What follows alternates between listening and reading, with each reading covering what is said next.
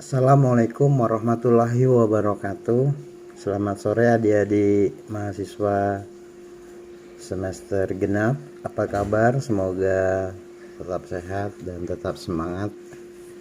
Masih dalam mata kuliah PPKN. Kali ini kita akan bahas bab 4 ya, tentang keberagaman masyarakat Indonesia dalam Bhinneka Tunggal Ika. Nah, kita akan jauh lebih dalam nanti tentang keberagaman masyarakat Indonesia dalam Bhinneka Tunggal Ika ini. Namun sebelumnya, seperti biasa, marilah kita berdoa dulu menurut kepercayaan kita masing-masing. Semoga acara ini berjalan lancar ya. Bismillahirrahmanirrahim. Simak videonya sampai selesai ya guys. Terima kasih. Di keberagaman masyarakat Indonesia dalam Bhinneka Tunggal Ika ini kita bagi dalam 4 sesi ya. Di situ ada A, makna persatuan dalam kebangsaan Indonesia. Kemudian B, ada prinsip persatuan dan keberagaman suku, agama, ras, dan antar golongan. Terus nanti kita ada di bagian atau sesi C itu permasalahan keberagaman ya, permasalahan keberagaman dalam masyarakat Indonesia. Kemudian yang terakhir adalah upaya pencegahan konflik yang bersifat SARA ya. SARA kita tahu yaitu perbedaan yang bersifat suku, agama ya, dan ras. Baik, kita mulai aja dari sesi A, yaitu makna dari persatuan dan dalam kebangsaan Indonesia, yaitu 1. Persatuan dan kesatuan bangsa telah terbentuk dalam nilai-nilai budaya masyarakat Indonesia. Ya. Kedua, persatuan dalam keberagaman memiliki arti yang sangat penting dan harus diwujudkan dalam kehidupan yang selaras, serasi, dan seimbang antar warga masyarakat. Nah, kita akan bahas lebih dalam pengertian dari persatuan dan kesatuan bangsa yang telah membentuk di dalam nilai-nilai budaya masyarakat di Indonesia. Nah, makna dari persatuan dan kesatuan dalam berbangsa dan bernegara Indonesia ini adalah ya mungkin rasa senasib dan sepenanggungan sebagai bangsa yang bermukim di wilayah yang sama ya. Persatuan dan kesatuan berasal dari kata satu yang bermakna utuh dan tidak terpisah-pisah. Jadi tanpa ada rasanya persatuan dan kesatuan, bangsa Indonesia ini akan terpecah belah. Dengan demikian maka persatuan dan kesatuan bagi bangsa Indonesia adalah sebagai wujud bersatunya berbagai bangsa dengan beragam perbedaan agama, suku, bahasa maupun adat istiadat yang mendiami wilayah di negara Indonesia ini menjadi satu kesatuan yang utuh dan serasi.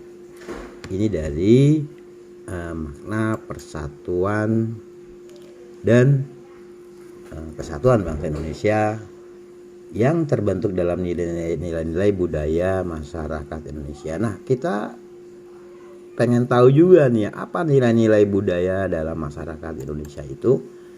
Nah, nilai-nilai budaya itu ya seperti yang kita ketahui, seperti sebuah negara dan bangsa Indonesia, nation state ya. Nation state itu di Indonesia memiliki nilai-nilai budaya yang luhur, yang khas dan membudaya di masyarakat, seperti misalnya gotong royong, saling tolong menolong, ramah, sopan santun, dan toleran, dan peduli terhadap sesamanya ya. Mengapa nilai budaya ini sangat penting? Karena budaya itu membantu seorang agar mengetahui hal yang harus dilakukan. Nah, biasanya kita selalu membahas kebiasaan yang dilakukan itu sebelum melakukan suatu bentuk tindakan atau kegiatan, misalnya kegiatan sosial ya kan, berhubungan dengan masyarakat di sekitarnya yang dari kecil hingga masyarakat luas. Hal ini menunjukkan bahwa budaya itu membantu masyarakat dalam menjalani kehidupan sehari-hari. Jadi yang dimaksud dengan nilai budaya itu adalah nilai-nilai yang berkembang di masyarakat. Nilai-nilai ini ya lahir dari perjalanan hidup manusia dari zaman ke zaman ya, dari zaman dahulu. Nah, salah satu contoh nilai budaya itu adalah penghargaan terhadap orang-orang yang telah meninggal ya, karena mereka merupakan leluhur kita dan tanpa mereka kita tidak akan pernah ada. Nah, ini ya. Fungsi dari nilai budaya itu sendiri adalah membantu masyarakat memenuhi beberapa kebutuhan penting ya. Budaya itu berfungsi untuk mengatur manusia khususnya dalam bertingkah laku, karena salah satu produk kebudayaan ialah norma sosial dan bentuk norma lainnya, karena norma inilah yang menjadikan dasar bagi manusia dalam bertingkah laku. Nah, nilai kebudayaan tersebut dapat membangun sikap toleransi ya, empati dan saling menghargai di antara masyarakat di Indonesia. Lalu mengapa nilai ini diperlukan untuk membangun masyarakat yang harmonis? Tentu karena Indonesia itu merupakan negara kepulauan yang multi etnik ya, sehingga dengan adanya nilai-nilai kultural tersebut dapat menciptakan masyarakat Indonesia yang damai dan rukun. Karena di beragaman tadi selain merupakan kekayaan juga suatu ancaman dan disintegrasi, makanya diperlukan adanya persatuan dan kesatuan sehingga masyarakat Indonesia menjadi negara yang aman dan rukun dan damai. Itu ulasan dari makna persatuan kebangsaan ya. Baik, kita masuk ke sesi B yaitu prinsip ya. Prinsip apa sih prinsip? Prinsip itu doktrin ya, persatuan dan keberagaman suku, agama, ras dan antar golongan satu. Untuk mewujudkan persatuan dalam keberagaman, kita di negara Indonesia itu berpegang pada prinsip-prinsip Bhinneka Tunggal Ika, nasionalisme Indonesia, kebebasan yang bertanggung jawab, kemudian mempunyai wawasan Nusantara, dan terakhir pemerataan pembangunan. Nah, ini adalah prinsip-prinsip dalam persatuan di dalam keberagaman tadi ya. Boleh kita kupas satu persatu. Nah, prinsip-prinsip tadi apa ya? Tentang Bhinneka Tunggal Ika. Kita sering dengar nih Bhinneka Tunggal Ika dari dahulu. Kita jauh lebih dalam ya memaknai Bhinneka Tunggal itu. Nah, adapun arti Bhinneka Tunggal Ika itu secara semboyan adalah berbeda-beda tetapi tetap satu. Nah, arti semboyan Bhinneka Tunggal Ika ini diambil dari bahasa Jawa kuno ya, dari karangan Empu Tantular. Nah, contohnya dari Bhinneka Tunggal ini yaitu bersikap baik dengan sesama, tidak saling mengejek, jika terdapat perbedaan tidak saling menjatuhkan, dan saling menghormati dan menghargai agama, perbedaan agama atau kepercayaan orang lain.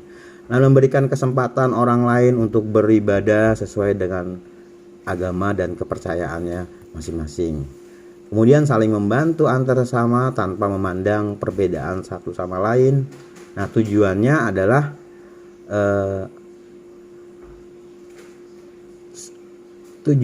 dari Bhinneka Tunggal Ika ini ya adalah merupakan semboyan sebagai semboyan bangsa Indonesia, tentu memiliki tujuan yaitu mempersatukan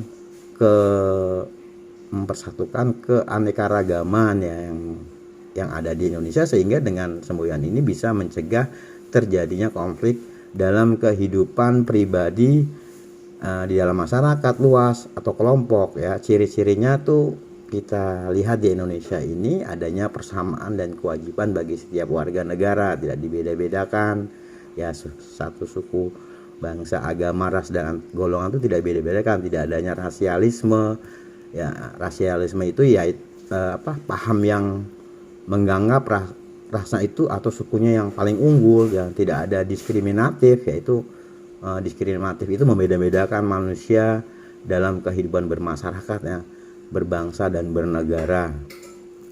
Baik, selanjutnya itu dari makna dari semboyan Bhinneka Tunggal Ika. Kemudian kita masuk ke nasionalisme Indonesia. Apa itu nasionalisme Indonesia ya? Prinsipnya untuk persatuan bangsa Indonesia itu kita harus punya sikap nasionalisme. Maaf. Nah, arti nasionalisme sendiri itu adalah semangat berkebangsaan ya, semangat kebangsaan. Nah, disebutnya nasionalisme dan patriotisme ya. Nasionalisme itu juga paham yang menganggap bahwa kesetiaan tertinggi atas setiap pribadi harus diserahkan kepada negara ya, negara dan kebangsaan ya. Dalam hal ini bangsa Indonesia ya. Jadi nasionalisme Indonesia itu tidak mementingkan diri sendiri, tidak merasa untuk diri sendiri ya. Jadi untuk kebersamaan, untuk berpikirnya itu ideologi dan pola pikirnya itu untuk kebersamaan yang lebih banyak. Nah, contoh dari sikap nasionalisme ini meliputi harus di samping tadi kita juga harus mematuhi jiwa nasionalisme itu, harus mematuhi peraturan-peraturan yang berlaku, mematuhi hukum ya, hukum-hukum yang negara ya, yang telah disahkan dan disepakati dan ditegakkan, dipelihara dan ditegakkan dan melestarikan budaya Indonesia. Jadi selain itu juga jiwa nasionalisme Indonesia itu wajib menciptakan dan mencintai produk dalam negeri gitu. Jadi siapa yang akan mencintai produk dalam negeri kita? Kalau kita punya wawasan nasionalisme itu harus juga mencintai produk-produk dalam negeri ya. Jadi selain itu serta bersedia melakukan aksi nyata ya dalam bela negara, manakala negara itu memerlukan tenaga, jiwa dan raganya. Nah, itulah jiwa nasionalisme itu dituntut, diuji ya ketika negara membutuhkan untuk bela negara. Nah, pengertian itulah dari nasionalisme, jadi tujuan dan juga contohnya ya, sikap-sikapnya dari nasionalisme, jiwa nasionalisme Indonesia.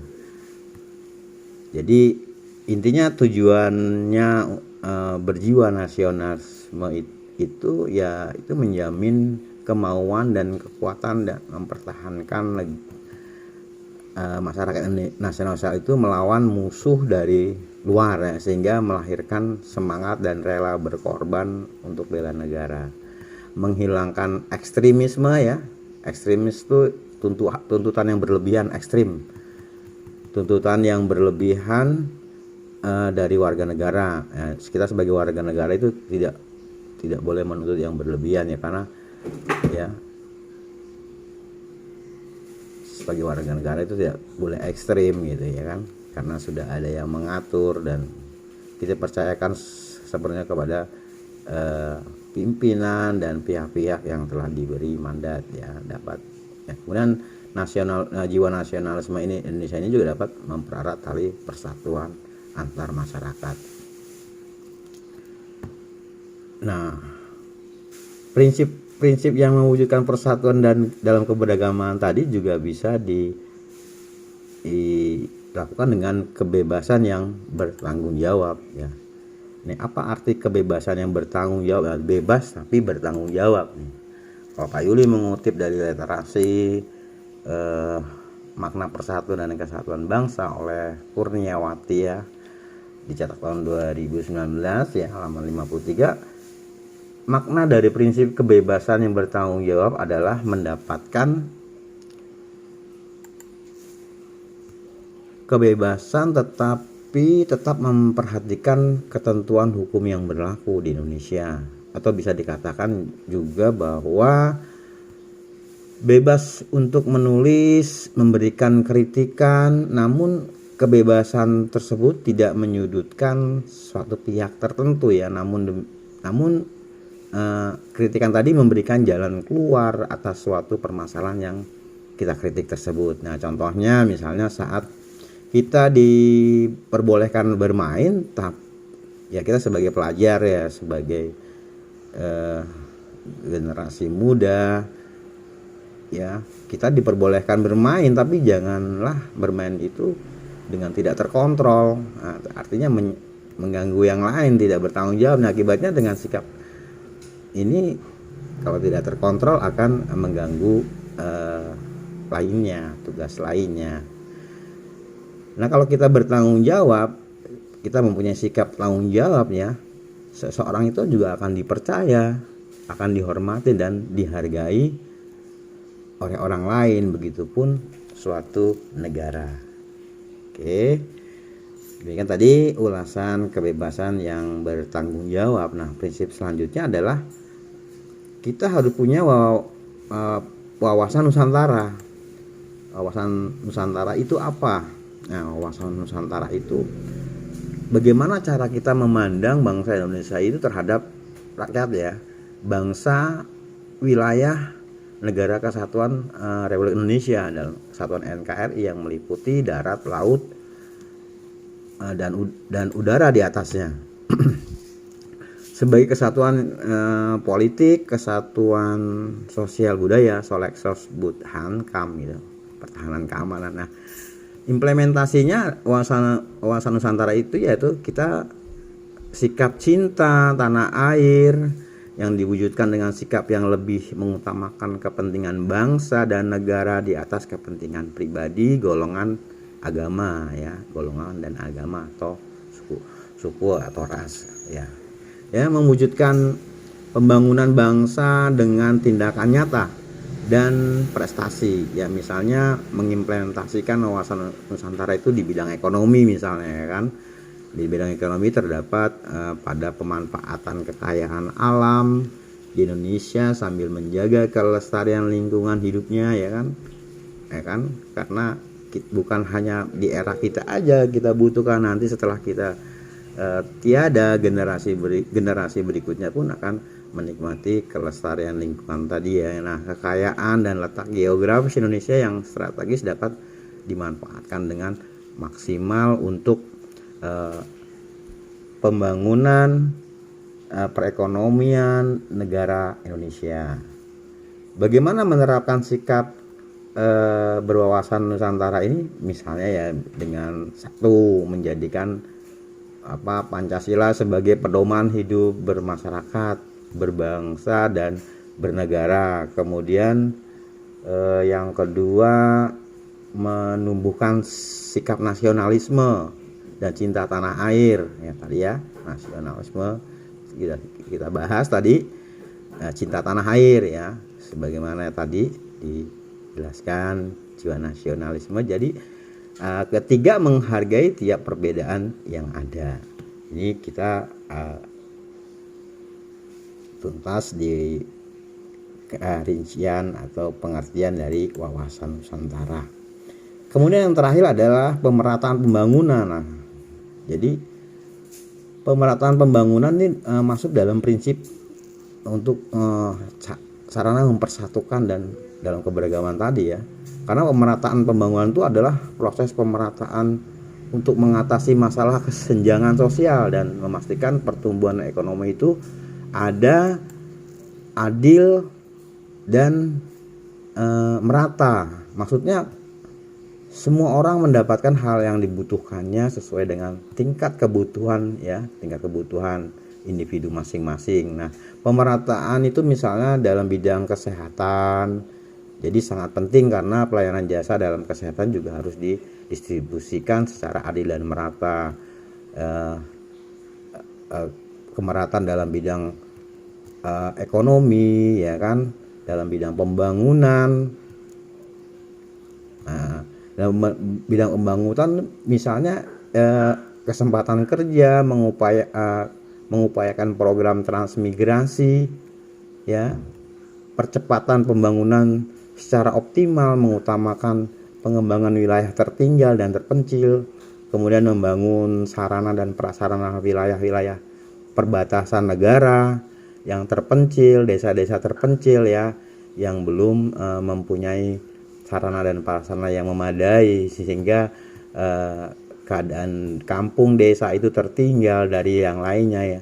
Kemudian menyeimbangkan pertumbuhan pembangunan ya. Tujuannya apa tadi semua itu ya kan, mengurangi kesenjangan pendapatan di seluruh lapisan masyarakat, memperkecil kesenjangan antar wilayah di Indonesia ya, pemerataan infrastruktur sehingga kemiskinan yang makin parah dan akut berhasil ditiadakan atau dituntaskan atau dikurangi ya, sehingga tidak menimbulkan konflik. Nah, ini adalah prinsip-prinsip dalam keberagaman suku, agama, ras, dan antar golongan supaya tidak menjadi konflik dan menimbulkan disintegrasi bangsa. Dan kita lanjut ke permasalahan berikutnya, yaitu permasalahan keberagaman. Nah, tadi ada prinsipnya, sekarang permasalahannya nih.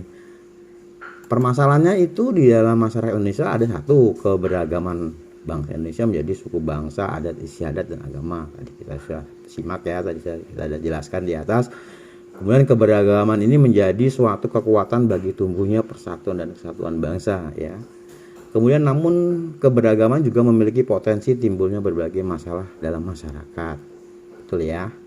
Kalau tidak ada tadi toleransi dan rasa nasionalisme tadi, prinsipnya itu ini akan menjadi masalah. Kemudian permasalahan yang mungkin terjadi timbul adalah konflik antar suku, ras, dan golongan. Nah, oleh karena itu kita sebagai bagian dari bangsa Indonesia harus selalu berupaya meminimalisasi ya terjadinya konflik.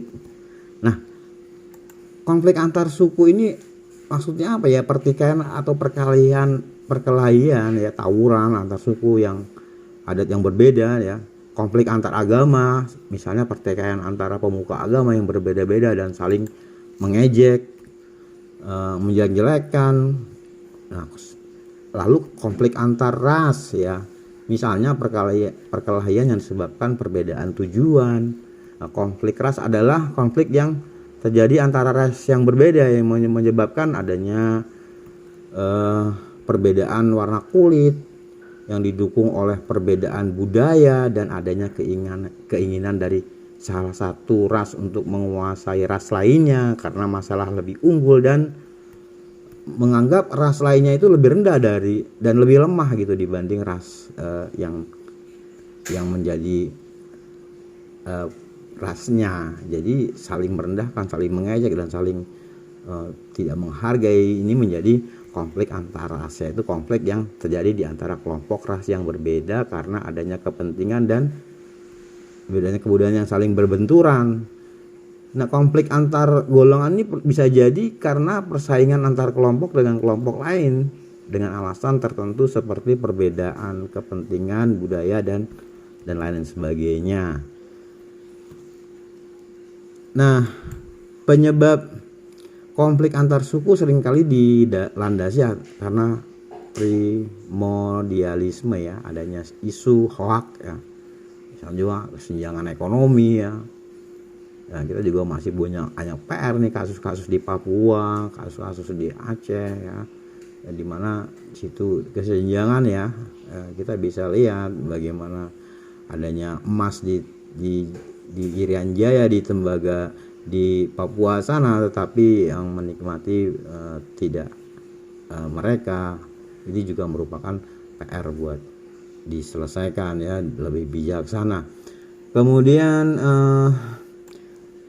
upaya untuk pencegahan konflik yang bersifat sara nih ya. Kalau tadi ada prinsip, ada permasalahan, sekarang upayanya ya. Setiap masalah yang berpotensi menimbulkan harus secepatnya diselesaikan oleh pemerintah nih, harus segera tanggap ya. Kedua, upaya mengatasi masalah dapat dilakukan secara preventif dan represif ya. Apa itu dilakukan preventif dan represif ya? Cara preventif ini ada jawabannya. Cara preventif adalah upaya yang dilakukan mencegah terjadinya konflik, sedangkan represif itu merupakan upaya penyelesaian masalah pada saat atau setelah terjadinya masalah. Nah, sederhananya mungkin begini ya, represif itu dilakukan dengan cara memberikan hukuman atau sanksi kepada orang yang melanggar.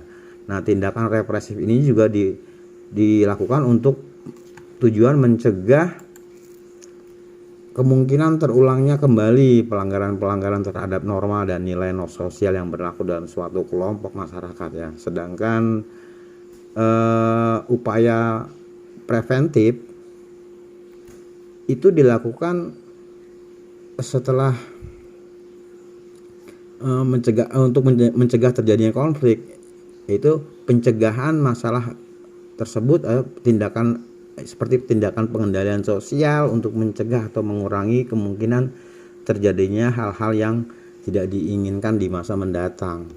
Jadi perbedaan antara tindakan preventif dengan tindakan represif atau kuratif adalah instrumennya ya. Pada tindakan preventif, instrumen yang digunakan itu adalah aturan, sedangkan pada tindakan represif yang digunakan adalah sanksi atau hukuman. Demikian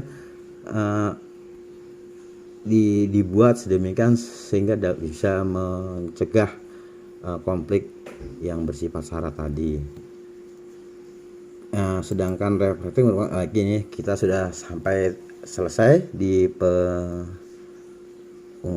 penghujung ini materinya ya. Semoga bermanfaat ini. Nah,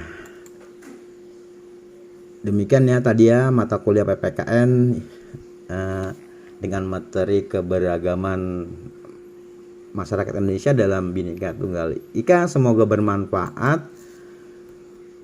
Pak Yuli sengaja buat konten ini, silahkan share, like, dan subscribe agar Pak Yuli lebih semangat lagi membuat konten-konten berikutnya. Dan untuk adik-adik mahasiswa serta rekan-rekan semua yang selama ini mendukung saya, ucapkan banyak terima kasih. Semoga menjadi amal soleh. Semoga kalian semua sehat walafiat. Allah mudahkan rezekinya, Allah tambahkan rezekinya. Amin amin ya robbal alamin. Terima kasih untuk segala perhatiannya. Mohon maaf atas kekurangan ya. Waalaikumsalam warahmatullahi wabarakatuh. Dah.